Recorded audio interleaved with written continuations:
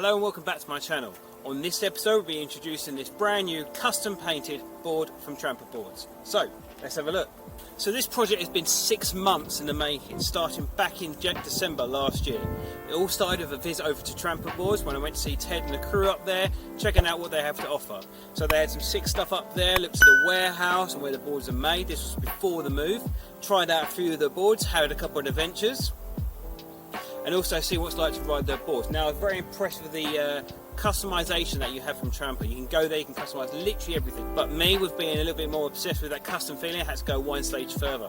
But at Trampa you can get different spokes, different gears, different belts, different types of drive. But I was really impressed with what they had to offer. So while I was up there, I tried the belt drive boards and I also tried the spur drive boards. Now I was very impressed on both. Belt was being quite good, but then having belts on something like the Evolve and the L'Acquois, I was looking at something completely different. Now went out in the woods with Ted, tried out both the boards, and for me, with that solid, only off-road feel, it was spur drive for me all the way.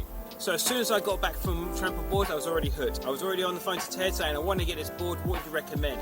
Looking at my order, I wanted 9 inches on the back and I wanted 8 inches at the front. I wanted more of a tractor style feel, more grip on the off-road, because I wanted it to just be an off-road board. I've got other boards for different purposes. I want the king of AT, which is Trampa. So with the order placed and the stuff coming to me, the first guys I knew to do my custom build were Kent Custom Dips. Give them a phone call, can they use percent change? They said yes, let's go for it. So started off by sending over the parts I wanted to get done. So when they first looked at the job, there's a few concerns to be aware of. Now with the Trampa decks being highly flexible, I was worried about the paint peeling off, about jumps and stuff like that. So when they was doing the box, they thought first of all wanted to have a couple of test samples. So guys at the Trampa team was kindly enough had some off-cut to the box, which they shipped down to me for the guys to test the paint. So they tested the paint and it's all good. I wanted to originally get the box hydro dipped, but unfortunately it was only a paint job that could be done with the small dimensions of the box. Also wanted to look at getting the deck done as well, so I was looking for a custom paint job on that as well and get hydro dipping over the top as well. Similar to my GTR. If you haven't seen that, have a look at my videos.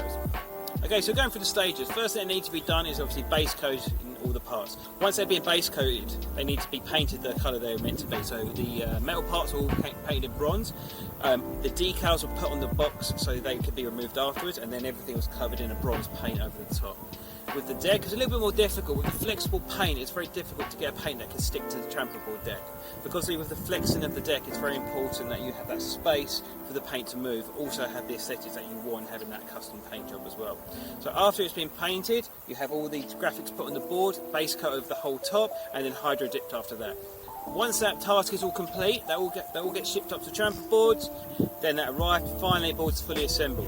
After that's happened, it gets sent down to Apex Customs with Lee Wright. So in this board we've got a 12S 8P battery that was designed by Apex Customs. So I went to go visit him at his workshop, took it out for a ride. So the ride is obviously really good. First time on a Trampa board experiencing that power of AT riding. The stability is unbelievable. After all, it becomes second nature, so it's absolutely amazing thing to have.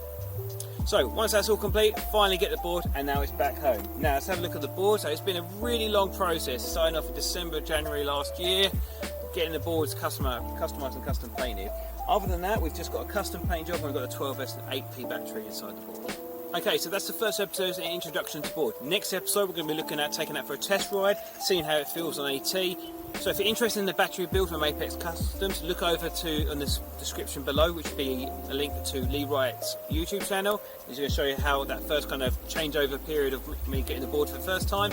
Well, next week we're going to be having footage of my first ride, having a look at what it's like to ride Trampa board for the first time, and my review of what it's like to have my own custom painted board and shredding it up on AT. If you've enjoyed this content, drop a like and comment, would you go with spur drive or belt drive? What kind of setup would you go for a Trampa board? Do you have 9 inches at the back and 8 at the front, or are there other combinations you reckon I should check out? Leave a comment below in your recommendations. Subscribe for more content, comes on a weekly basis. See you in the next one, and you guys take care.